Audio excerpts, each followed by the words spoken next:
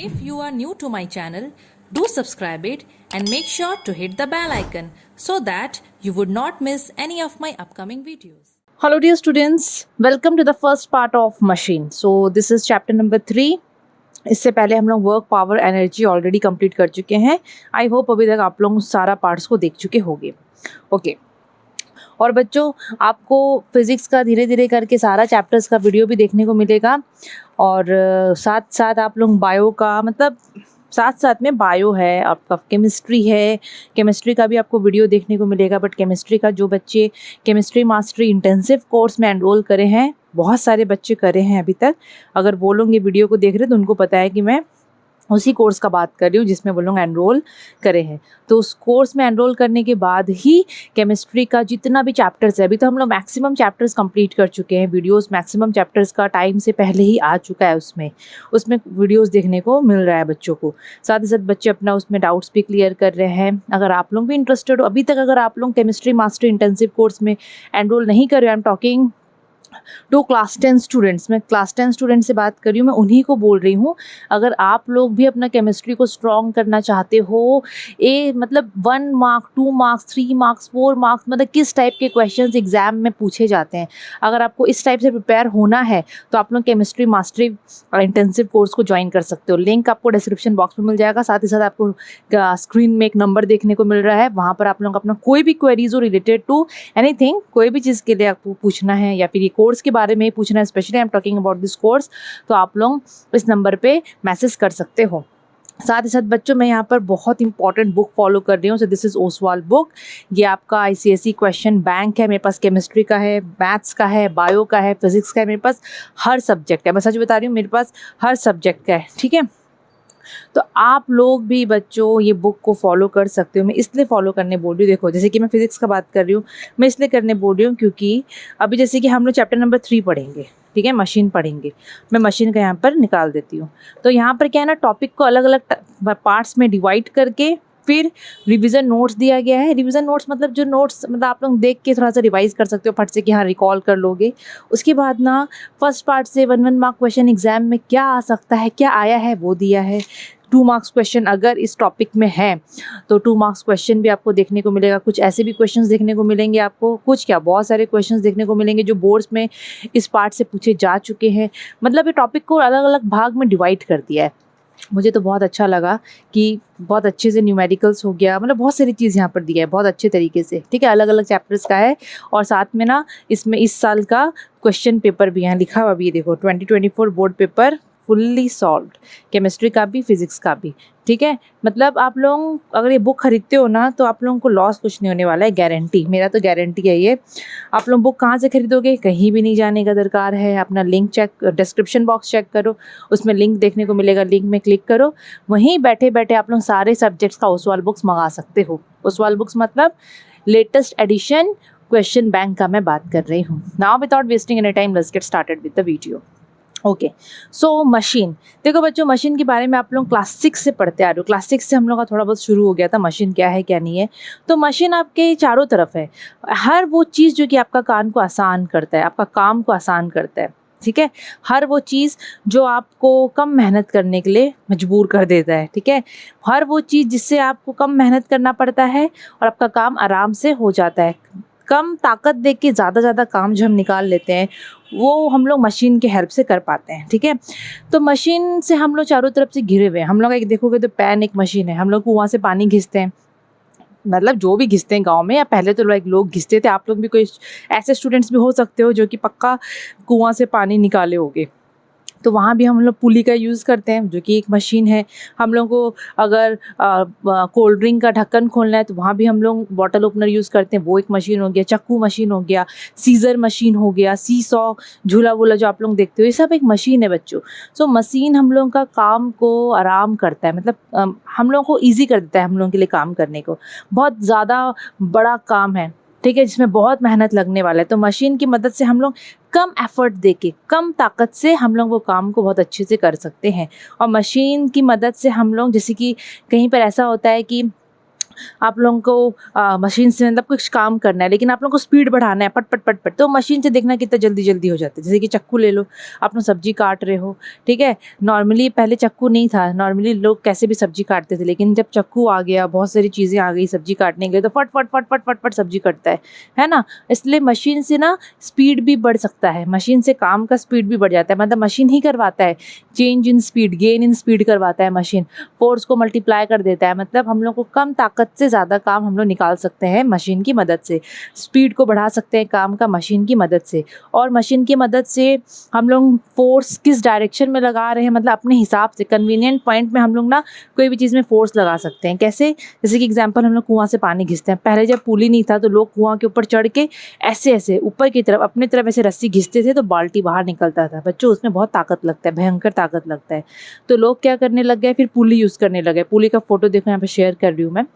पुली से क्या होता है, फोर्स वो लोग नीचे के डायरेक्शन में खींचते हैं, बाल्टी ऊपर आता है। कभी आप लोग कुआं से पानी खींचे होगे तो देखना, आप लोग रस्सी को नीचे की तरफ अपना अपना कन्वीनियंट डायरेक्शन में आप लोग खींच रहे हो, आप लोगों को आसानी नीचे खींचने में ही होगा, तो आप लोग नीचे की तरफ रस्सी खींच रहे हो, एफर्ट दे रहे हो, और आपका बाल्टी जो कि पानी से भरा हुआ है वो ऊपर की तरफ आता है। तो मशीन की मदद से हम लोग फोर्स को एक डिज़ायर्ड डायरेक्शन में लगा सकते हैं, फोर्स का डायरेक्शन को हम बदल सकते हैं, फोर्स काम का स्पीड को हम बढ़ा सकते हैं, ठीक है।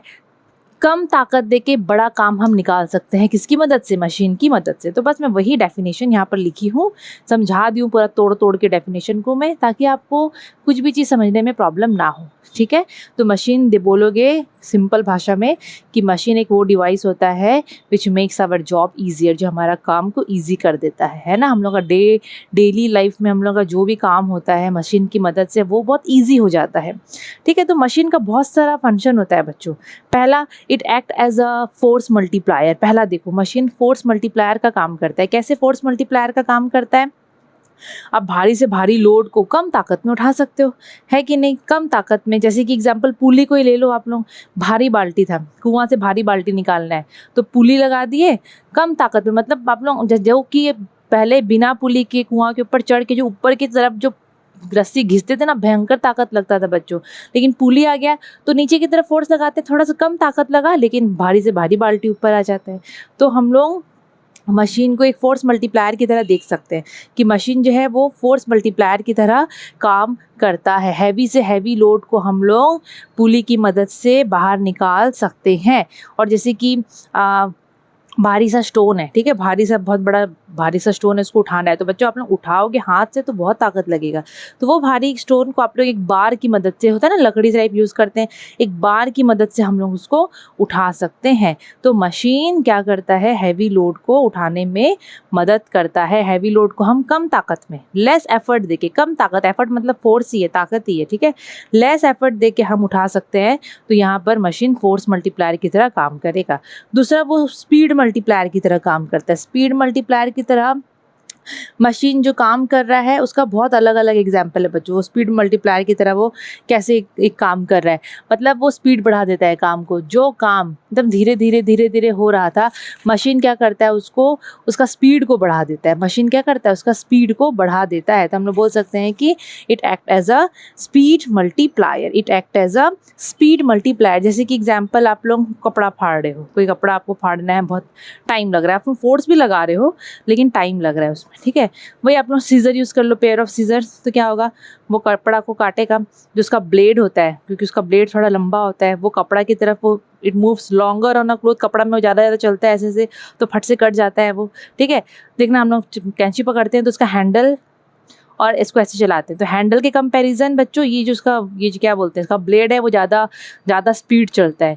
तो मशीन क्या करता है, गेन इन स्पीड, एक स्पीड मल्टीप्लायर का भी काम करता है, ठीक है। हम लोग कैंची को यूज़ करें तो वो क्या किया, स्पीड को बढ़ा दिया, काटने का स्पीड को बढ़ा दिया। तो machine also act as a speed multiplier. फिर it changes the effort in a convenient direction.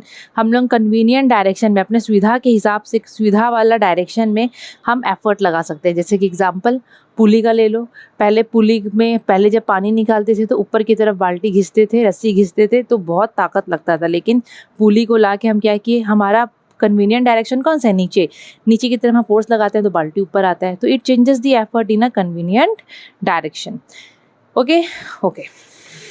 अब मशीन से रिलेटेड आप लोग कुछ कुछ टर्म पढ़ोगे, लेकिन फिर से थोड़ा सा मैं वो कर देती हूँ कि बच्चों मशीन फोर्स मल्टीप्लायर का भी काम करता है, मशीन स्पीड मल्टीप्लायर का भी काम करता है और एफर्ट को वो कन्वीनियंट डायरेक्शन में बदल देता है, ठीक है। पर एक मशीन एक साथ ना फोर्स मल्टीप्लायर की तरह एक्ट करेगा ना स्पीड मल्टीप्लायर, या तो वो सिर्फ फोर्स मल्टीप्लायर का काम करेगा या तो वो सिर्फ स्पीड मल्टीप्लायर का काम करेगा। एक साथ वो फोर्स भी और स्पीड भी मल्टीप्लायर का काम नहीं करेगा।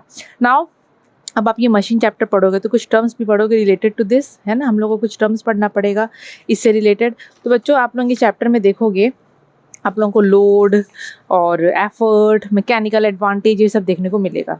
सो लोड क्या होता है? अब जैसे कि अब लोड वो सामान जिसको हमको उठाना है, ठीक है, वही सामान जिसको हमको उठाना है। अब जैसे कि आप लोग, मैं कैंची का बात की, ठीक है, तो ये कैंची हो गया, यहाँ पर हम कपड़ा रखे तो यहाँ पर लोड हो गया ये कपड़ा जिसको हमको काटना है, ठीक है। पुली में लोड हो गया वो बाल्टी जिसको हमको उठाना है। तो लेकिन फिजिक्स की भाषा में लोड को कैसे डिफाइन करते हैं? The force to be overcome by machine, ठीक है, जिसको हम एल करके लिखते हैं, लोड को हम कैपिटल एल लिखते हैं। ये वो फोर्स होता है जिसको मशीन ओवरकम करेगा। लोड और एफर्ट एक टाइप का फोर्स ही है बच्चों, दोनों फोर्स ही है, दोनों का यूनिट न्यूटन ही होता है, इसका भी यूनिट न्यूटन, इसका भी यूनिट न्यूटन, ठीक है। एफर्ट वो मेहनत, वो ताकत जो हमको देना पड़ेगा ये लोड को ओवरकम करने के लिए, ये लोड को उठाने के लिए। एफर्ट बोलते हैं ना, एफर्ट दे, थोड़ा सा मेहनत कर। तो हम लोग को यहाँ पर एफर्ट कैसे समझोगे आप लोग? एफर्ट वो ताकत है जो कि आपको देना पड़ेगा ये लोड को उठाने के लिए, मतलब ये लोड के साथ जो भी करना है वो करने के लिए जो ताकत देना पड़ेगा उसको हम लोग बोलते हैं एफर्ट। और डिफाइन कैसे करेंगे? The force that we apply on a machine to overcome load. अब जैसे कि आप लोग कैंची यूज़ कर रहे थे, यहाँ पर कपड़ा है और आप लोग हाथ आप लोगों का यहाँ पर है, ये हैंडल में, यहाँ से आप लोग एफर्ट दे रहे हो, तो ताकत दे रहे हो ना, ये ताकत आप लोग दे रहे हो ये कपड़ा काटने के लिए, तो ये लोड हो गया, ये एफर्ट जो आप लोग ताकत दे रहे हो। दोनों फोर्स ही है, दोनों का ऐसा ही यूनिट होता है बच्चों, न्यूटन। एफर्ट को हम कैपिटल ई करके लिखते हैं, लोड को हम लोग कैपिटल एल करके लिखते हैं। फिर एक टर्म आता है मैकेनिकल एडवांटेज। मैकेनिकल एडवांटेज क्या होता है? It is the ratio of load and effort. Load और एफर्ट का ये रेशियो होता है, लोड और एफर्ट का रेशियो होता है। Mechanical advantage is equal to load by effort, load by E, ठीक है, एल बाय ई, ठीक है। तो एल बाई ई इसका फॉर्मूला हो गया, mechanical advantage is equal to L by E.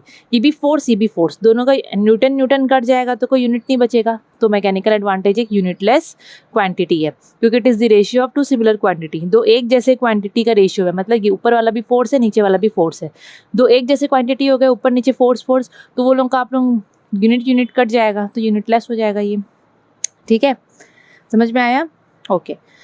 Mechanical advantage से रिलेटेड बहुत सारा चीज़ पढ़ोगे, ऐसा नहीं है कि नहीं पढ़ोगे, आगे पढ़ोगे आप लोग, लेकिन यहाँ पर सिर्फ आपको इंट्रोड्यूस करवा दे रही हूँ मैं क्या क्या टर्म्स है और क्या क्या नहीं है, ठीक है। नाउ वेलोसिटी रेशियो बच्चों क्या होता है? It is the ratio of the velocity of effort to the velocity of load. Velocity of effort और वेलोसिटी ऑफ लोड, मतलब एफर्ट का वेलोसिटी और लोड का वेलोसिटी, उनका रेशियो है ये। और इसका जो एक बहुत अच्छा जो इसका फेमस जो हम यूज़ करते हैं इसका फॉर्मूला वो है, it is the ratio of displacement of effort bye displacement of load. मतलब एफर्ट कितना ऊपर, मतलब उसका वेलोसिटी का ही बात कर रहा है ये, कितना डिस्टेंस मूव किया है एफर्ट, और मतलब जहाँ पर आप एफर्ट पुट कर रहे हो वो रस्सी है, वो पार्ट कितना डिस्टेंस मूव कर रहा है, ठीक है, पढ़ोगे आप लोग आगे। Divided by displacement of load, DL, जिसको हम लोग DL करके लिखते हैं, DE DL करके हम लोग इसको लिखते हैं, displacement of effort bye displacement of load. या फिर आप लोग यहाँ से समझ सकते हो वेलोसिटी ऑफ एफर्ट का velocity divided by velocity of load.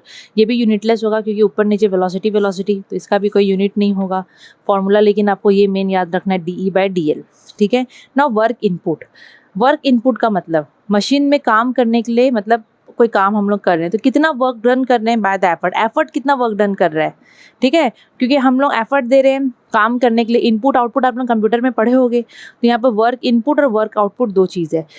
Input जो हम दे रहे हैं, ठीक है, एफर्ट से रिलेटेड होगा यहाँ पर, क्योंकि एफर्ट हम लोग फोर्स देते हैं। So work done by the effort on the machine, effort कितना वर्क किया है मशीन के ऊपर, उसको हम लोग बोलते हैं work input. So work input is equal to effort into displacement of what, displacement of effort. मतलब इसका मतलब समझो, मैं यहाँ पर ये फॉर्मूला कैसे लिखी हूँ, आप लोग सेकेंड चैप्टर में पढ़े होंगे, सेकेंड में ही पढ़े थे शायद, work is equal to force into displacement. तो यहाँ पर वर्क इनपुट है, वर्क की जगह में work input, force into displacement की जगह पे, क्योंकि इनपुट का बात हो रहा है तो फोर्स की जगह में एफर्ट आएगा, और डिस्प्लेसमेंट का बात होता है तो डिस्प्लेसमेंट ऑफ एफर्ट का डिस्प्लेसमेंट। सो WI हम लोग वर्क इनपुट को लिख सकते हैं is equal to E into displacement of effort को DE। Input is only related to effort, input सिर्फ और सिर्फ एफर्ट से ही रिलेटेड होता है, इसको याद रखना। अब वर्क आउटपुट मतलब अब ये आउटपुट का बात हो रहा है। So work done by the machine on the load. अब मशीन लोड के ऊपर कितना वर्क कर रहा है, आप लोग पहले मशीन के ऊपर काम किए, मशीन के ऊपर ताकत दिए तो वो एफर्ट हो गया, है ना। मशीन के ऊपर आप लोग काम किए तो वर्क इनपुट हो गया, जो ताकत दे रहे उसको एफर्ट बोलेंगे।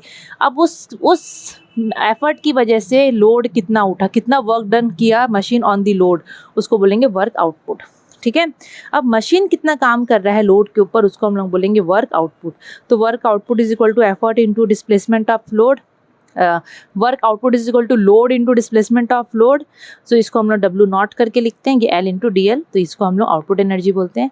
आउटपुट एनर्जी हमेशा लोड से ही रिलेटेड होता है, इसको याद रखना, ठीक है। अब एक टर्म आएगा एफिशिएंसी। एफिशिएंसी का मतलब work output by work input, ये भी आप लोग कंप्यूटर में कहीं ना कहीं पढ़ते हो। एफिशिएंसी निकालना है उस मशीन का 100% है कि 100% है कि कितना परसेंट है। तो efficiency is the ratio between work output and work input. Efficiency ratio होता है वर्क आउटपुट और वर्क इनपुट का, और एफिशिएंसी को हम लोग मेनली परसेंटेज के फॉर्म में ही निकालते हैं, तो इंटू 100 कर देना। परसेंटेज निकालोगे तो इंटू 100, और जो भी वैल्यू आएगा वो उतना परसेंट आएगा, ठीक है, बिकॉज परसेंटेज निकालते हैं। इसका कोई यूनिट नहीं होता, परसेंटेज है बच्चों, ये कोई यूनिट इसका नहीं होता, क्योंकि यहाँ पर भी आउटपुट और इनपुट दोनों वर्क का ही है, दोनों कैंसिल हो जाएगा, जूल दोनों का कैंसिल हो जाएगा, है ना। तो सिमिलर क्वांटिटी का रेशियो होता है बोल के इसका भी कोई यूनिट नहीं होता है, इसका भी कोई यूनिट नहीं होता है। फॉर्मूलाज मेन याद रखना है। Now relationship between mechanical advantage, velocity ratio and efficiency, इनके बीच का रिलेशन तो अभी जस्ट आप लोग पढ़े हो।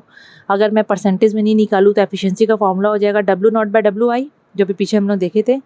अब W0 की जगह पे क्या हम लोग लिख सकते हैं, लोड इंटू DL, जो हम लोग पीछे पढ़े थे, और इनपुट वर्क जो है वर्क इनपुट, उसके जगह पे E इंटू DE, ठीक है। अभी लोड बाय E को अलग कर लो और DL/DE उसको अलग कर लो, clear. Eta is equal to, इसको हम लोग ईटा पढ़ते हैं, मैं आपको बताई कि नहीं बताई, ईटा बोलते हैं इसको हम लोग। ओके, मैं यहाँ पर लिखी ही नहीं हूँ, चलो कोई बात नहीं, इसको हम लोग ईटा पढ़ते हैं। ये जो है ना बच्चों, इसको हम लोग ईटा पढ़ेंगे। ईटा क्या पढ़ेंगे, इसको हम लोग ईटा, ठीक है। तो ये जो ईटा है, जिसको आपको एन जैसा दिख रहा है पर प्रॉपर वो एन नहीं है, ये अलग फॉर्म में है थोड़ा। ये ईटा जो है बच्चों, this is equal to L/E, तो हो गया मैकेनिकल एडवांटेज, पीछे फॉर्मूला में पढ़े थे। और ये DL/DE है, कहीं आप लोग इससे रिलेटेड कोई फॉर्मूला पढ़े थे पीछे, velocity ratio is equal to DE/DL, तो यहाँ इसका उल्टा है, तो मैं इसको 1/VR लिख सकती हूँ। Now eta is equal to mechanical advantage into 1 is equal to mechanical advantage divided by VR। तो ये एक फॉर्मूला बन गया हम लोग का ईटा का। दूसरा mechanical advantage is equal to eta into VR, तो ये हो गया, ये हम लोग को फॉर्मूला मिल गया, रिलेशन मिल गया कि ये लोग कैसे रिलेटेड है। Mechanical advantage is equal to eta into what, eta into VR, velocity ratio, clear. Now अब प्रिंसिपल ऑफ मशीन, अभी हम लोग को मशीन का प्रिंसिपल पढ़ना है, ठीक है। और एक चीज़ मैं बोल दे रही हूँ, जैसे कि इससे पहले यहीं से बता देती हूँ कि बच्चों जैसे कि अगर मैं नॉर्मल मशीन का बात करी, जो एक्चुअल मशीन होता है, देखो हम लोग जो भी मशीन यूज़ करते हैं, ठीक है, उसका कभी भी हम लोग का एफिशिएंसी 100% नहीं मिलता। क्या कोई भी मशीन के 100% काम करेगा, नहीं करता है। Some part of energy is lost in overcoming friction, ठीक है। Friction between the moving part of the vehicle, गाड़ी मोटर का जो मूविंग पार्ट होता है, मशीन का जो मूविंग पार्ट होता है, उसके बीच में जो फ्रिक्शन होता है ना, उसको ओवरकम करने में कुछ एनर्जी वहाँ वेस्ट हो जाता है।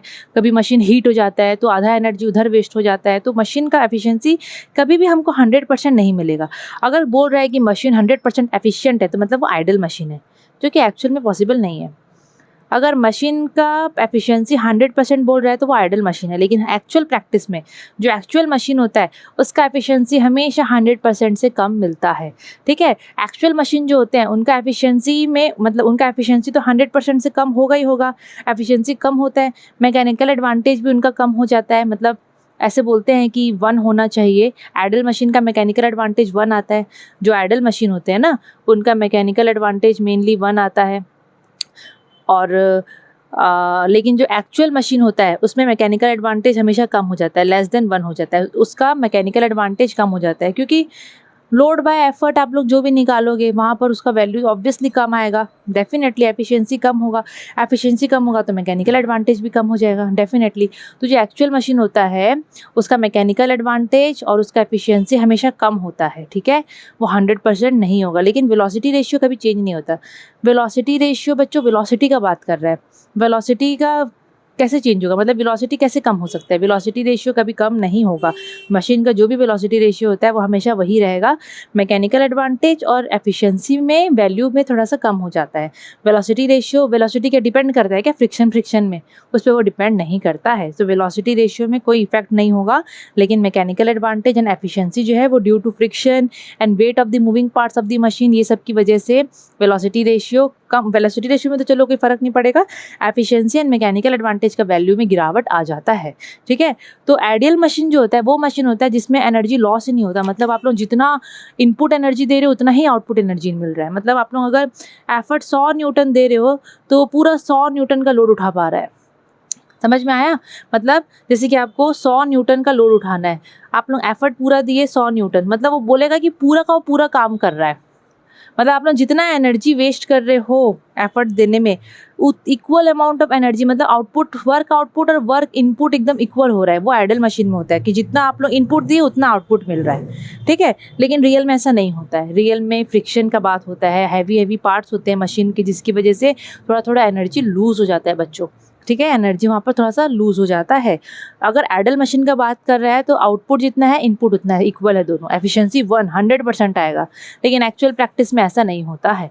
एक्चुअल प्रैक्टिस में या प्रैक्टिकल मशीन जो होता है, एक्चुअल मशीन जो होता है, उसमें आप लोग कितना भी इनपुट दे दो आउटपुट आपको उतना नहीं मिलेगा। अब जैसे कि आप लोग अपने मोबाइल का चार्जर से फ़ोन चार्ज करते हो तो देखना आपका चार्जर गर्म हो जाता है, तो वो गर्म हो रहा है मतलब क्यों, वो वहाँ पर लॉस ऑफ एनर्जी हो जा रहा है, ठीक है, लॉस ऑफ एनर्जी हो जा रहा है। चार्जर भी तो एक टाइप का मशीन ही है, अगर वो गर्म हो जा रहा है मतलब वहाँ पर देखो आप लोग पूरा 100% वहाँ पर इनपुट एनर्जी दे रहे हो, लेकिन आपको आउटपुट 100% नहीं मिलेगा। आउटपुट 100% नहीं मिलेगा मतलब आप लोग अगर 100% दिए हो ना इनपुट एनर्जी, तो मतलब कुछ परसेंट वो एनर्जी लॉस हो गया इन हीटिंग दी चार्जर, ठीक है, कुछ फ्रिक्शन तो चलो इसमें छोड़ो, फ्रिक्शन का हीटिंग दी चार्जर में लॉस हो गया। तो एक्चुअल मशीन में इनपुट हमेशा ज़्यादा होता है, आउटपुट हमेशा कम मिलेगा एक्चुअल मशीन में, ठीक है। Input is always greater than output, efficiency is not greater than 1। Efficiency का वैल्यू हमेशा मतलब 100% से तो कम होगा, और 1 जो हम लोग निकाल रहे हैं यहाँ पर 1 कैसे हुआ, 1 ऐसे होता है, देखो 1 ऐसे होता है, जैसे कि मैं ईटा बोली, ईटा का value mechanical advantage by velocity ratio, ideal machine के लिए ये भी 1 ये भी 1, तो कट गया तो 1 ही आया देखोगे तो आइडल मशीन के लिए 1 होता है वैल्यू और परसेंटेज में 100%, लेकिन एक्चुअल मशीन के लिए it is less than 1 and it is not 100%, it is less than 100%। ये सब चीज़ों को थोड़ा थोड़ा याद रखना, ठीक है। प्रैक्टिकल मशीन में वर्क इनपुट आप लोग कितना भी दे दो आउटपुट उतना नहीं मिलेगा, कम मिलेगा। क्यों, कुछ एनर्जी क्या होता है फ्रिक्शन की वजह से लूज हो जाता है in overcoming the force of friction between the moving parts of the vehicle या given machine. Weight of the moving parts की वजह से कुछ एनर्जी वहाँ पर वेस्ट हो जाता है उसको ओवरकम करने के लिए, ठीक है। तो यहाँ पर मैं लिखी हूँ there is a loss of energy due to friction, energy loss हमेशा होगा।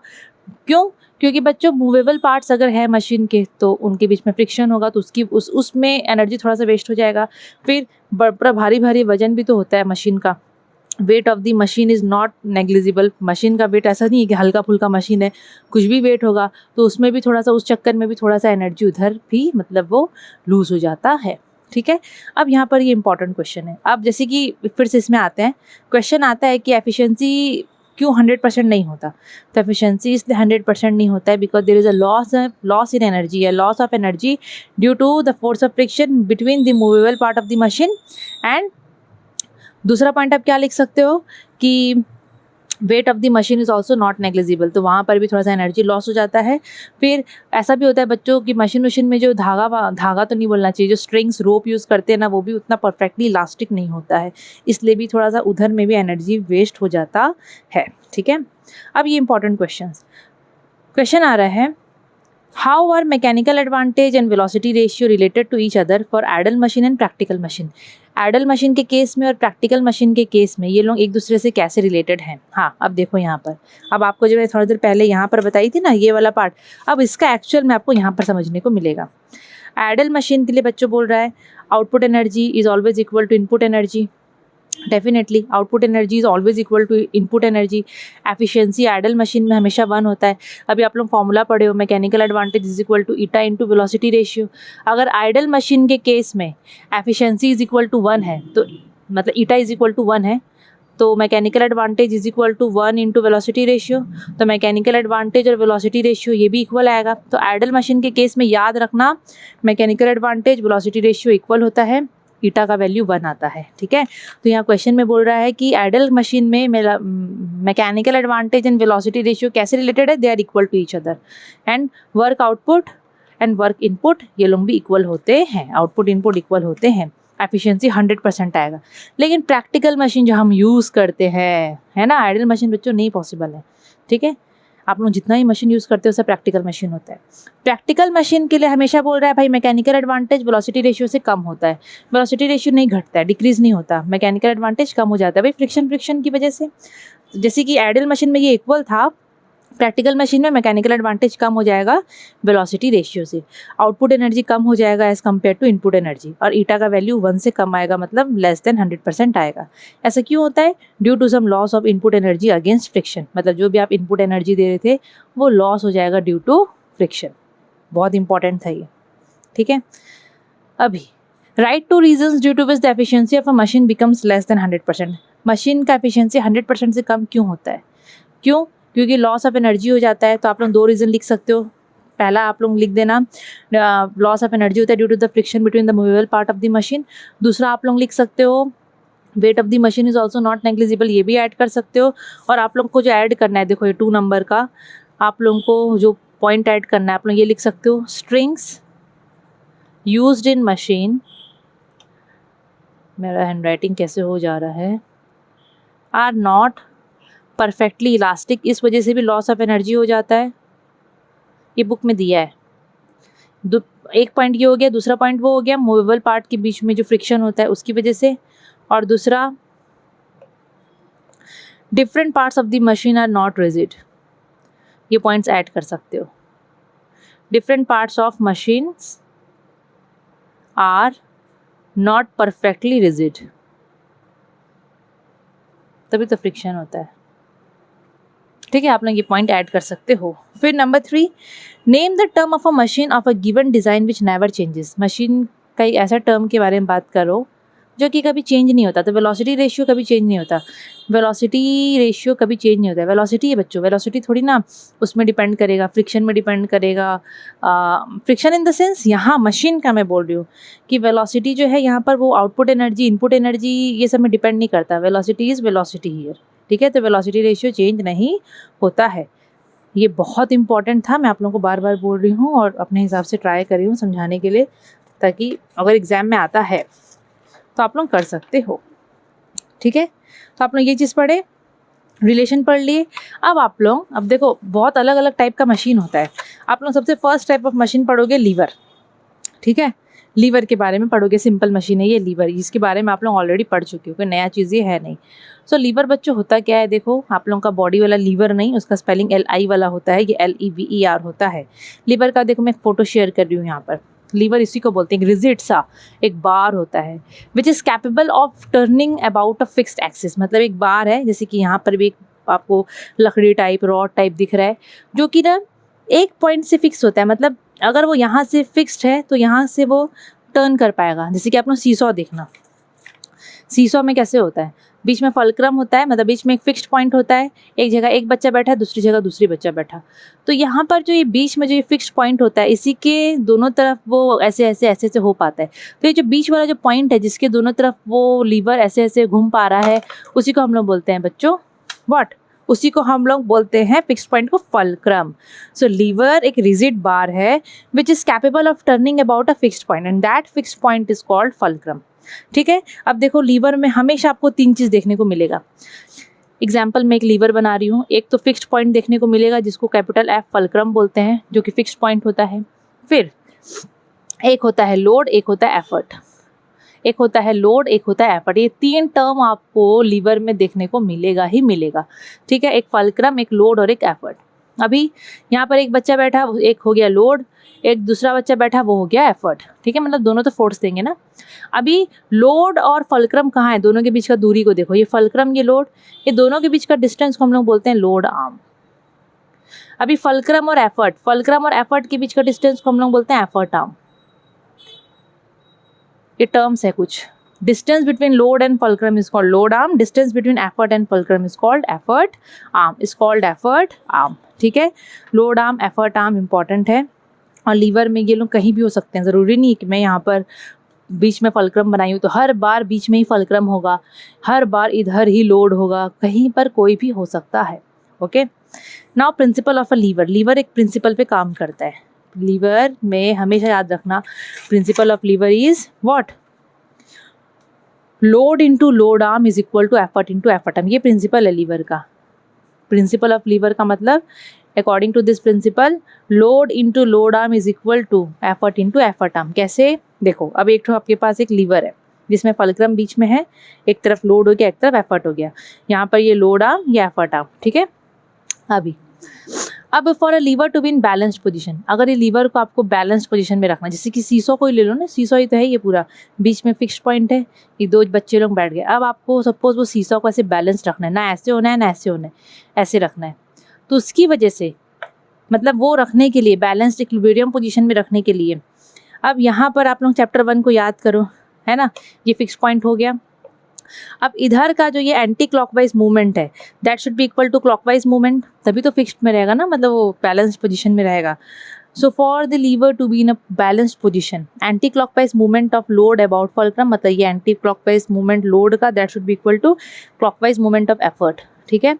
अब ये कैसे निकालते हैं, आप लोगों को याद होगा, हम लोग टॉर्क पढ़े थे, फोर्स इंटू परपेंडिकुलर डिस्टेंस। तो यहाँ पर फोर्स हो गया लोड इंटू परपेंडिकुलर डिस्टेंस, ये फिक्स्ड पॉइंट से इसका डिस्टेंस है load arm, is equal to, यहाँ पर ये हो गया एफर्ट इंटू ये एफर्ट आर्म, क्लियर।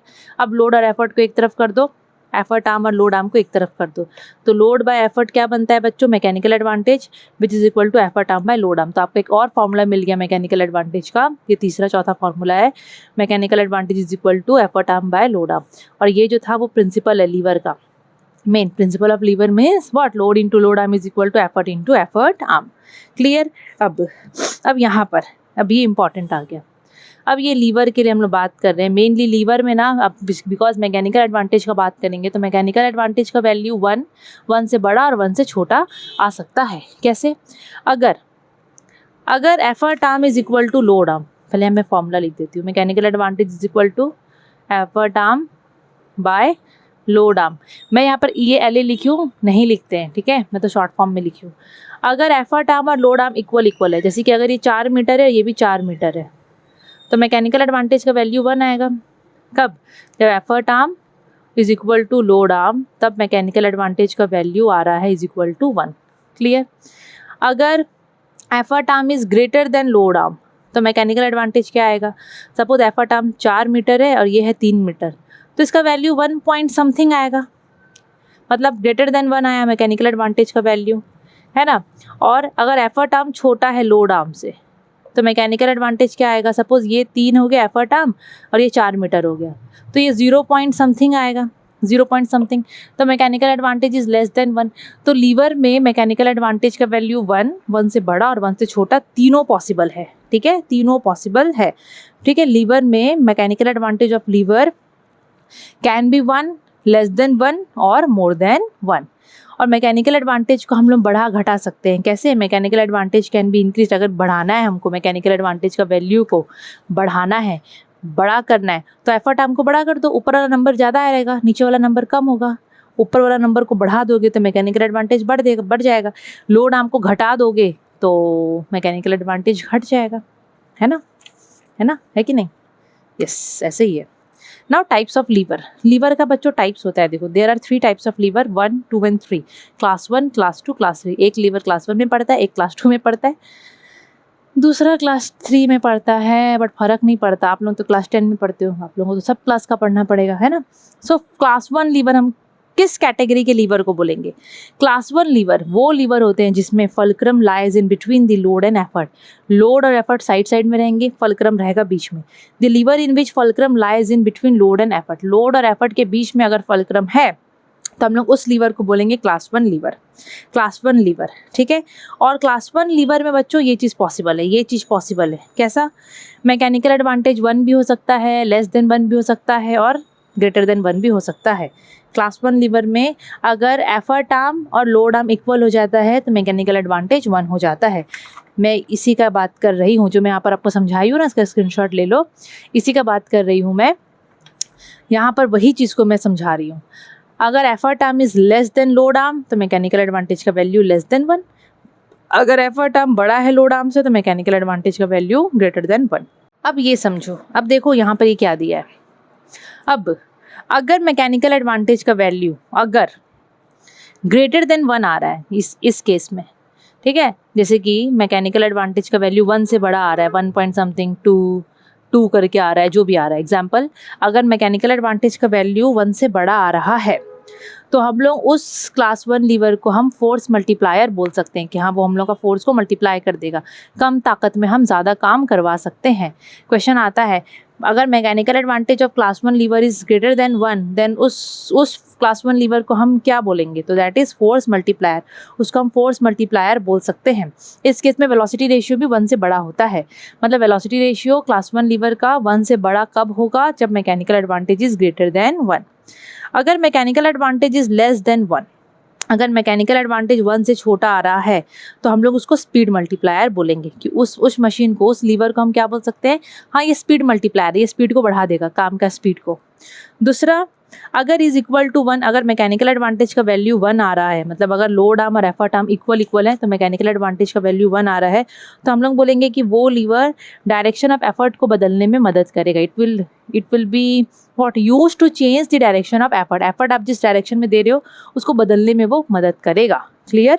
इस 3 चीज़ को आप लोग याद रखना, इस 3 चीज़ को आप लोग याद रखना, ठीक है। ये इंपॉर्टेंट है, इसको याद रखना ज़रूरी है। अब मैं आपको ना यहाँ का एग्जाम्पल से, अच्छा क्लास 2 में समझा दूंगी, वो क्लास 2 लीवर में वो बेटर होगा। ओके, तो क्लास 1 में देखो बहुत सिंपल सा था। क्लास 1 लीवर में आप लोगों को कुछ चीज़ें ऐसे हाँ याद रखना था। एग्जाम्पल्स मैं आप लोगों को बता देती हूँ क्लास 1 लीवर का। आप लोग क्लास 1 लीवर में आप लोगों का एग्जाम्पल आप लोग देखो, सीसो आप लोग लिख सकते हो, आप लोगों के बुक में बहुत सारा दिया है। ये एक्चुअली आप लोग लोअर क्लासेस में पढ़े थे बोल के ना उतना दिया नहीं है, अदरवाइज़ मतलब उतना इसमें स्ट्रेस देने के लिए उतना नहीं होता है अभी, अदरवाइज़ हम लोग दे देते। बीम बैलेंस, ये जितने भी मैं एग्जांपल यहाँ पर लिख रही हूँ सब में फल्क्रम बीच में रहता है, एक तरफ लोड और एक तरफ एफर्ट होता है, जितना भी मैं यहाँ पर एग्जांपल लिख रही हूँ, ठीक है। हमेशा याद रखना क्लास 1 लीवर में मैकेनिकल एडवांटेज और वेलोसिटी रेशियो ये दोनों का value is equal to 1, greater than 1 और लेस देन 1 हो सकता है, याद रखना, ठीक है। अभी क्लास 2 लीवर बच्चों, class 2 lever is that lever in which load बीच में रहेगा और फल्क्रम और एफर्ट दो अलग अलग तरफ, मतलब अलग अलग एंड में रहेंगे। So the lever in which load lies in between the fulcrum and effort. In this lever, इसमें अब एफर्ट आर्म और लोड आर्म देखो, एफर्ट आर्म खोजोगे तो फल्क्रम और एफर्ट के बीच का डिस्टेंस तो ये हो गया, लोड आर्म खोजोगे तो फल्क्रम और लोड के बीच का डिस्टेंस, तो बच्चों यहाँ पर क्या दिख रहा है? बड़ा, एफर्ट आर्म ज़्यादा लंबा दिख रहा है, तो इस लीवर में एफर्ट आर्म हमेशा ग्रेटर होता है as compare to load arm. अगर effort arm is greater than load arm तो mechanical advantage is greater than what? 1। और इस लीवर को हम फोर्स मल्टीप्लायर बोलेंगे कि ये जो लीवर है वो फोर्स मल्टीप्लायर है, ठीक है। यहाँ पर मैकेनिकल एडवांटेज, वेलोसिटी रेशियो दोनों का वैल्यू 1 से बड़ा ही आएगा। किसमें? क्लास 2 लीवर में। एग्जाम्पल देखो, लेमन क्रशर, नट क्रैकर, व्हील बैरो, इसमें आपने एग्जाम्पल देख सकते हो। अब ये आपका नट क्रैकर है, सपोज वो सुपारी काटते हैं ना, ये फल्क्रम होता है, बीच में सुपारी रखते हैं, यहाँ से हम लोग फोर्स डालते हैं, एफर्ट जो दिखा हुआ है, तो load lies in between the effort and fulcrum. Clear? इसमें जो मेन था मैं आप पर लिख चुकी हूँ, एफर्ट आर्म हमेशा बड़ा होता है लोड आर्म से, फोर्स मल्टीप्लायर बोलते हैं। ये मैकेनिकल एडवांटेज, वेलोसिटी रेशियो, ये सब का वैल्यू यहाँ पर मैं लिख दी हूँ। ग्रेटर होता है, जो भी होता है वो सब आपको देखना पड़ेगा, ठीक है। अभी हाँ, अब थोड़ा सा एग्जांपल मैं बताती हूँ। अब सपोज क्लास 2 लीवर का, ठीक है, क्लास 2 लीवर का बात हो रहा है। एफर्ट आर्म दिया है 10 सेंटीमीटर, लोड आर्म दिया है 4 सेंटीमीटर। तो आइडल केस में हम लोग निकालेंगे मैकेनिकल एडवांटेज, तो 10/4 तो वो निकलेगा हम लोग का 2/5, मतलब 2.5, सॉरी, मैकेनिकल एडवांटेज का वैल्यू ग्रेटर देन 1 निकला, डेफिनेटली निकला, ठीक है। फोर्स मल्टीप्लायर है ये, ग्रेटर देन 1 इसका वैल्यू निकल गया, 2.5 निकल गया। तो वेलोसिटी रेशियो भी यहाँ पर 2.5 होगा आइडल केस में। आइडल केस में दोनों इक्वल होंगे, आइडल केस में दोनों इक्वल होंगे, मैकेनिकल एडवांटेज वेलोसिटी रेशियो। लेकिन एक्चुअल केस में बच्चों क्या होता है पता है, एक्चुअल लीवर में देखो इक्वल, आपको पता है आइडल केस में mechanical advantage velocity ratio equal होते हैं, लेकिन रियलिटी में ये लोग इक्वल नहीं होते। मैकेनिकल एडवांटेज का वैल्यू हमेशा वेलोसिटी रेशियो से कम आएगा, ठीक है, क्योंकि एफिशिएंसी भी लेस देन 100% हो जाता है। मैकेनिकल एडवांटेज का value less than velocity ratio हो जाएगा। मैं आपको बस ये समझाने के लिए बता रही हूँ, ठीक है, समझाने के लिए मैं बता रही हूँ, समझाने के लिए बता रही हूँ, ठीक है। अगर मैं एक्चुअल मशीन का बात करूँगी, एक्चुअल मशीन में हमेशा याद रखना मैकेनिकल एडवांटेज का value will be less than velocity ratio. Velocity ratio 2.5 ही होगा। सपोज ये लीवर का एफिशिएंसी दिया है 0.6, देखो लेस देन 100%, मतलब लेस देन 1 दिया है ना एक्चुअल मशीन में एफिशिएंसी।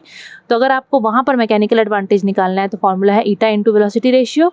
ईटा आपका 0.6, वेलोसिटी रेशियो 2.5, ये आपका आंसर आएगा 1.5। तो देखो मैकेनिकल एडवांटेज का value is less than velocity ratio. तो एक्चुअल मशीन में मैकेनिकल एडवांटेज का वैल्यू घट जाता है वेलोसिटी रेशियो से, वेलोसिटी रेशियो का वैल्यू वही रहेगा, लेकिन मैकेनिकल एडवांटेज का वैल्यू घट जाएगा। Clear. Now class 3 lever. Class 3 lever वो लीवर है जिसमें एफर्ट, अब एफर्ट ही रह गया, एफर्ट बीच में रहेगा, फलक्रम और लोड रहेंगे दो कोने कोने में, मतलब साइड साइड में, ठीक है।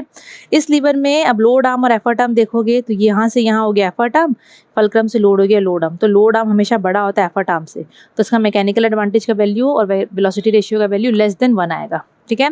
इसको हम स्पीड मल्टीप्लायर बोलेंगे। एग्जाम्पल देखो, पेयर ऑफ आइस स्टोंग या फिर चिमटा होता है, रोटी सेकते हैं ना चिमटा से, चिमटा में हम लोग रोटी, देखो लोड रहता है एक कॉर्नर में, एफर्ट हम लोग यहाँ से पकड़ते हैं चिमटा और ये होता है फलक्रम, एफर्ट यहाँ से देते हैं, तो एफर्ट इसमें हमेशा बीच में रहता है, फलक्रम और लोड रहता है साइड साइड में। नाइफ हो गया, शुगर टोंग हो गया, टोंग मतलब चिमटा, जो टोंग टोंग वाले जो चीज़ हो गए ना वो लोग आपके आ जाते हैं थर्ड में, ठीक है। इसमें मैकेनिकल एडवांटेज का वैल्यू और वेलोसिटी रेशियो का वैल्यू, दोनों का वैल्यू कम रहता है किससे, 1 से, और इसको हम लोग क्या बोलते हैं, स्पीड मल्टीप्लायर बोलते हैं। क्या बोलते हैं हम लोग इसको, स्पीड मल्टीप्लायर बोलते हैं, स्पीड मल्टीप्लायर हम लोग इसको बोलेंगे। यहाँ पर मैं लिख दी, अगर मैं इसका एग्जाम्पल समझाऊँ, suppose for class 3 lever, for class 3 lever ideal case के लिए, ठीक है।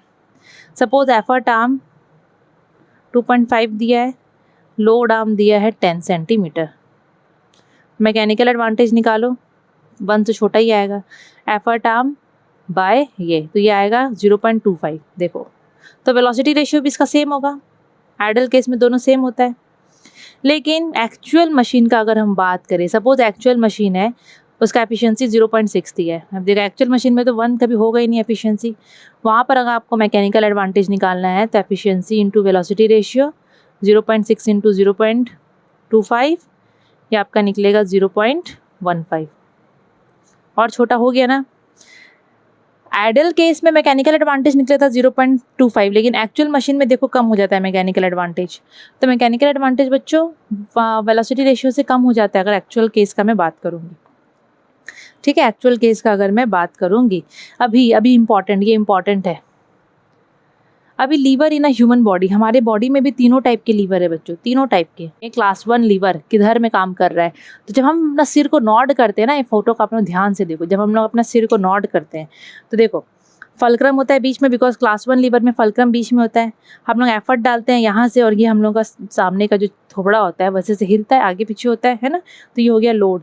एफर्ट यहाँ से डालते हैं, बीच में अपना जो स्पाइन हो गया वो फलक्रम का काम करता है, हम लोग का चेहरे का सामने वाला पार्ट हो गया लोड, और पीछे हम लोग जो अपनों का सिर का पीछे वाला पार्ट होता है वहाँ से हम एफर्ट देते हैं। तो नॉडिंग ऑफ हेड में क्लास 1 लीवर ऐसे काम करता है, मतलब हमारा बॉडी में जब हम सिर का जो पार्ट है, जब हम सिर हिलाते हैं तो वो क्लास 1 लीवर का काम करता है। सिमिलरली क्लास 2 लीवर का इन raising the wait of the body on toes, जब आप लोग टो में खड़े हो गए पूरा ऐसे, यहाँ देखो जैसे कि यहाँ पर देखो टो में पूरा खड़ा है ये, तो यहाँ पर क्लास 2 लीवर का काम कर रहा है। क्लास 2 लीवर में बच्चों लोड हमेशा बीच में होता है, लोड हमेशा बीच में होता है क्लास 2 लीवर में। तो यहाँ पर fulcrum is at the toes, fulcrum यहाँ पर है क्योंकि आप लोग ऐसे करके खड़े हो, ये फल्क्रम हो गया, फिक्स्ड पॉइंट हो गया, ठीक है। द लोड मतलब wait of the body is in the middle, middle में वेट ऑफ द बॉडी हो गया, और एफर्ट जो है वो यहाँ से हम लोग का मसल्स लगा रहा है। तो क्लास 2 लीवर में जब हम अपने टोज में खड़े होते हैं, raising wait of the body on toes, तो वहाँ पर बॉडी का ऐसे पार्ट्स जो है वो क्लास 2 लीवर का काम करते हैं। Class 3 lever in raising a load by forearm, आप ऐसे करके कोई सामान ऐसे करके उठाओगे, ठीक है, ऐसे करके उठाओगे, तो वहाँ पर आपका हाथ का पार्ट क्लास 3 लीवर का काम करता है। कैसे? लोड आप लोग यहाँ पर रखे हथेली में, और क्लास 3 लीवर में हमेशा याद रखना एफर्ट बीच में रहता है। एल्बो हम लोग का हो गया क्या, एल्बो हो गया हम लोग का फल्क्रम, फिक्स्ड पॉइंट, यहाँ पर मसल्स यहाँ का वजन मतलब ताकत लगाएगा, एफर्ट लगाएगा, और यहाँ से हम लोग का लोड उठेगा। तो ये 3 एग्जाम्पल बहुत इंपॉर्टेंट है, इसको थोड़ा सा याद रख लेना, ठीक है। मैं यहाँ पर ऐसे करके इसको लिख चुकी हूँ ना।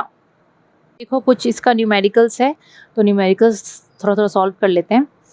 Calculate the mechanical advantage of a crowbar, एक क्रोबार का बात हो रहा है। तो बच्चों क्रोबार क्लास 1 लीवर का होता है, आप लोग एग्जांपल याद है ना, पढ़े थे तो याद रखना है, क्लास 1 का बात कर रहा है। एक क्रोबार है जिसका लेंथ है 4 मीटर, क्रोबार का लेंथ पूरा दिया है, जैसे कि एक क्रोबार है उसका पूरा लेंथ दिया है 4 मीटर, मीटर मतलब 400 सेंटीमीटर में कन्वर्ट कर लो, क्योंकि बाकी चीज़ सेंटीमीटर में दिया है। If it's fulcrum lies at a distance of 160 centimetre from the load, load का और फल्क्रम के बीच का डिस्टेंस है 160 सेंटीमीटर। तो बच्चों सबसे पहले क्रोबार दिया है, क्लास 1 लीवर है, फल्क्रम बीच में डाल दो, एक तरफ लोड डाल दो, एक तरफ एफर्ट डाल दो, क्लास 1 जैसे आप लोग करते हो।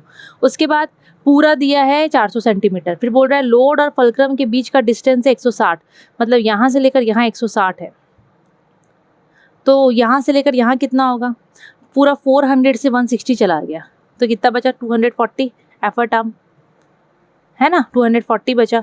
क्या दिया है, लेंथ ऑफ क्रोबार दिया है, कितना दिया है 400 सेंटीमीटर। लोड आर्म कितना दिया है 160 सेंटीमीटर। एफर्ट आर्म हम लोगों को निकालना पड़ेगा,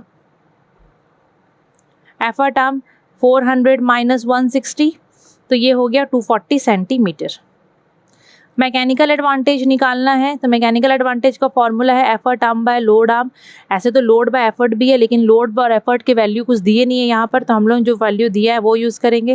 effort arm by load arm, effort arm हो गया 240, लोड आर्म हो गया 160, काटो इसको, ये आपका कितना आएगा 4 6 जा 24, 4 4 जा 16, ठीक है।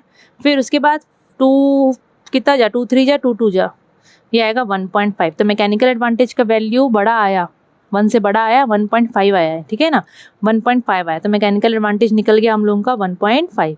यही निकालने बोला था, और कुछ बोला नहीं, और कोई यूनिट मत लिख देना क्योंकि ये यूनिटलेस होता है। क्लियर?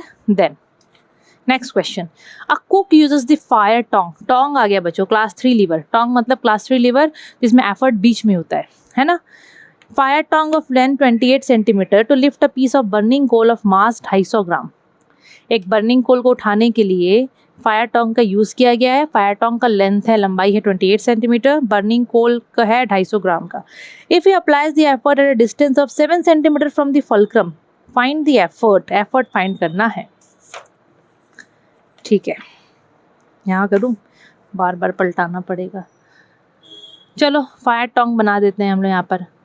एफर्ट बीच में फल्क्रम, सपोज ये रहा फल्क्रम, यहाँ एफर्ट, इधर में लोड, यहाँ पर वो बर्निंग कोयला आप लोग रखे हो, ये लोड हो गया, ये एफर्ट हो गया, फल्क्रम हो गया। पूरा इसका लंबाई दिया है 28 सेंटीमीटर, ठीक है, 28 सेंटीमीटर इसका दिख नहीं रहा है यार, इसका, अरे यार, इसका लंबाई दिया है 28 सेंटीमीटर।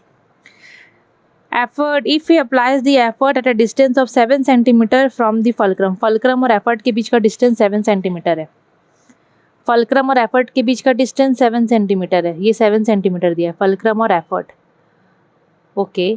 तो हम लोग को लोड आर्म भी मिल जाएगा, लोड और फल्क्रम के बीच का डिस्टेंस हम लोग को मिल जाएगा। अगर ये साथ है तो ऑब्वियसली ये दे रखा है। देखो बच्चों कैसे यहाँ पर क्वेश्चन दिया है, पूरा ये लंबा था 28 सेंटीमीटर का, एफर्ट आप लोग फल्क्रम के 7 सेंटीमीटर की दूरी से डाल रहे हो, मतलब फल्क्रम और एफर्ट का डिस्टेंस दिया है 7 सेंटीमीटर। अब फल्क्रम और लोड देखो, फल्क्रम और लोड का डिस्टेंस ऑलरेडी 28 सेंटीमीटर दे चुका है, जो कि एक्चुअल में क्या है वो पूरा लंबाई है। सो गिवन लोड आर्म दिया है हम लोगों को 28 सेंटीमीटर, एफर्ट आर्म क्या दिया है हम लोग को, यहाँ पर एफर्ट निकालने बोल रहा है, एफर्ट आर्म हम लोग को दिया है 7 सेंटीमीटर। तो मैकेनिकल एडवांटेज और एक चीज़ हम लोग को दिया है, पता है क्या दिया है, हम लोग को यहाँ पर लोड दे दिया था कोल, कितना 250 ग्राम का, ये 250 ग्राम का कोल है, 250 ग्राम का कोल है बच्चों। तो उसको केजी में कन्वर्ट कर देते हैं, अब केजी में भी नहीं, न्यूटन बना देंगे तो वो हो जाएगा ना। हाँ एक काम करते हैं, उसको न्यूटन बना देते हैं, दिखाओ बताती हूँ मैं। ओके सो हम लोग को बच्चों यहाँ पर लोड दिया है, मतलब लोड तो वैसे प्रॉपर बोला नहीं है, देखो लोड अगर डायरेक्टली देता तो कुछ न्यूटन लिखता, बट हम लोग को यहाँ पर बर्निंग कोल दिया है 250 ग्राम का। तो हम लोग एक काम करेंगे, क्योंकि लोड के जगह पे बोला है कि इतना ग्राम का बर्निंग कोल लिया है, तो हम लोग यहाँ से लोड बनाएंगे। कैसे बनाएंगे, देखो लोड का आप लोगों को याद होगा ना, न्यूटन होता है यूनिट, मतलब ये फोर्स ही है। तो हम लोग के पास यहाँ पर मास दिया है, ठीक है, हम लोग को यहाँ पर मास दिया है कितना 250 ग्राम। तो मैं इसको लोड बनाऊंगी। अब लोड एक टाइप से फोर्स ही होता है, तो बच्चों फोर्स इज इक्वल टू, मतलब force is equal to yes mass into acceleration. हम लोग को मास दिया है 250 ग्राम, 250 ग्राम मतलब कितना केजी बाय 1000।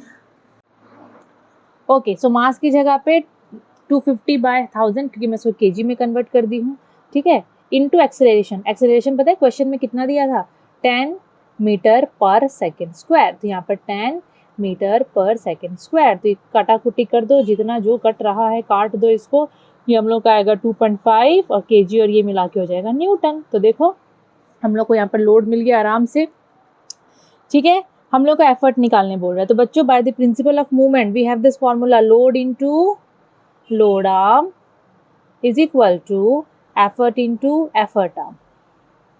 बस यहाँ से हम लोग का एफर्ट निकालने बोल रहा है, तो load into load arm, load दिया है 2.5, लोड आर्म दिया है 28 सेंटीमीटर, ठीक है, डिवाइडेड बाय अभी यहाँ पर और क्या दिया है effort arm, effort arm load into ये एफर्ट आर्म हम लोग को दिया है 7, तो यहाँ पर ये 4 जा हो जाएगा, 2.5 इंटू ये हो जाएगा, मेरा तो 10 आंसर आ रहा है, यस 10 न्यूटन, ठीक है। सिंपल इसको सॉल्व करना है, जैसे मैथ सॉल्व करते हो ना, बस इसको सिंपल आप लोगों को सॉल्व करना है, ठीक है, दिमाग लगाना है कि क्या दिया है आपको, कैसे कन्वर्ट करना है, ठीक है।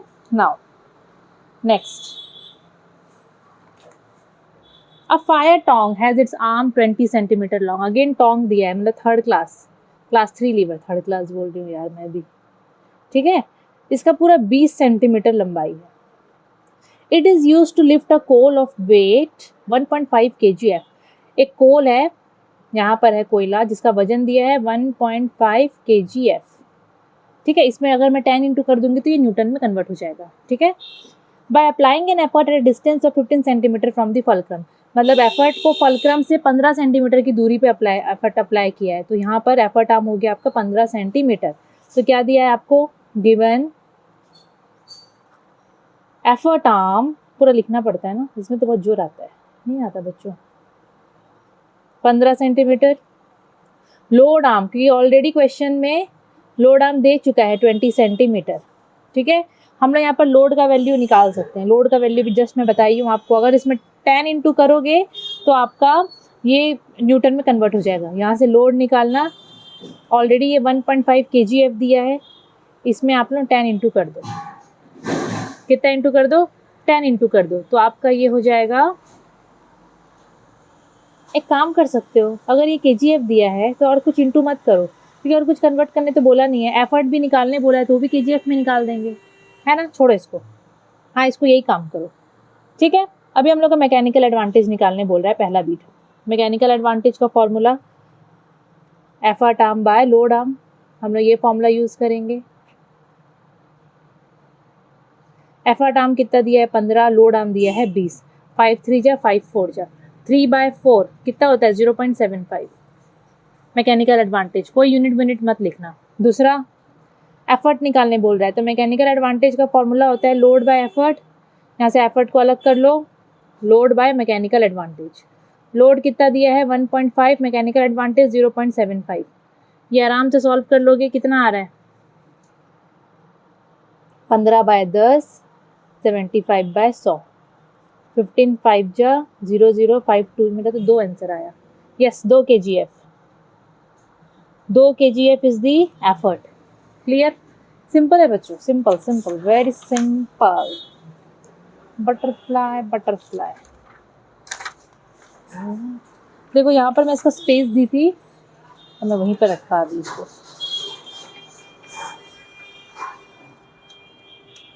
गाड़ी मोटर का आवाज थोड़ा कम हुआ, हो गई।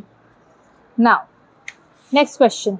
ओके सो यहाँ पर बच्चों नेक्स्ट क्वेश्चन में एक व्हील बैरो दिया है। व्हील बैरो क्लास 2 लीवर का एग्जांपल होता है जिसमें लोड बीच में होता है, तो यहाँ पर ये लोड बीच में है। ठीक है, ये व्हील बैरो है जिसका वजन दिया है खुद का 15 kgf और ये लोड उठा रहा है 30 kgf का, मतलब इसका ऑलरेडी वजन है 15 kgf और ये लोड उठा रहा है 30 kgf का। ठीक है, लोड इक्वल हो जाएगा 15 + 30, लोड इतना हो जाएगा 45 kgf हो जाएगा लोड।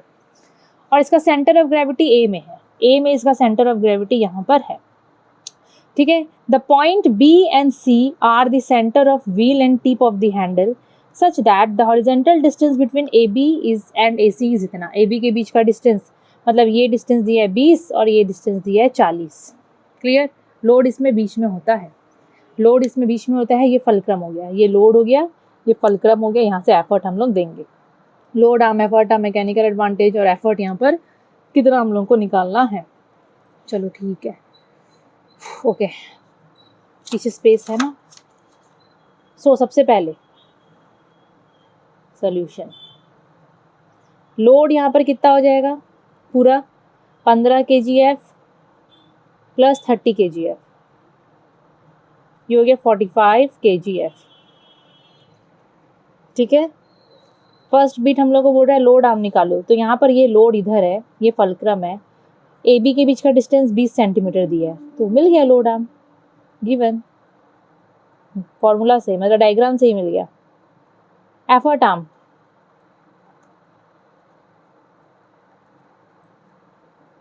एफर्ट आर्म यहाँ से एफर्ट देंगे, ये फलक्रम है, ये पूरा लंबाई कितना है हम लोग को लंबाई यहाँ पर देखना है। ठीक है, अब रुको बच्चों ध्यान से देखो, यहाँ से यहाँ तक दिया है, कितना दिया है ए बी 20, ये 20 दिया है और ए सी दिया है 40। एफर्ट हम यहाँ से देंगे सी पॉइंट से, तो फलक्रम और एफर्ट के बीच का डिस्टेंस 20 + 40 60, एफर्ट हम मिल गया। Mechanical advantage effort arm by load arm 60/20 है ना। Mechanical advantage effort arm by load arm, ये थर्ड बीट है, effort arm by load arm, मुझे पता नहीं ये परछाई कहाँ से आ रहा है, 60 सेंटीमीटर बाय कितना 20 सेंटीमीटर, 3 मैकेनिकल एडवांटेज मेरा तो आया 3। ठीक है, उसके बाद क्या निकालने बोल रहा है, एफर्ट निकालने बोल रहा है। तो बच्चों very simple, mechanical advantage is equal to fourth beat है, ये लोड बाय एफर्ट होता है। ठीक है, लोड हमको पता है, एफर्ट हम लोग निकाल लेंगे। मैकेनिकल एडवांटेज की जगह पे 3 लिखो, लोड 45 था, एफर्ट हमको निकालने बोल रहा है, तो ये आपका एफर्ट हो जाएगा 45/3 दैट इज 15 kgf। ये आंसर इधर, इसका ये आंसर और ये दोनों यहाँ पर आंसर। ये शायद बोर्ड्स में पूछा था, याद आ रहा है कुछ कुछ।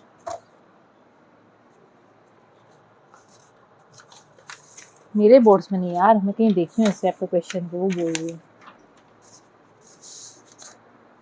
ओके एक और, इसके बाद पुली है, पुली वाला सेकंड पार्ट में करेंगे। ठीक है, बहुत बड़ा हो जाएगा।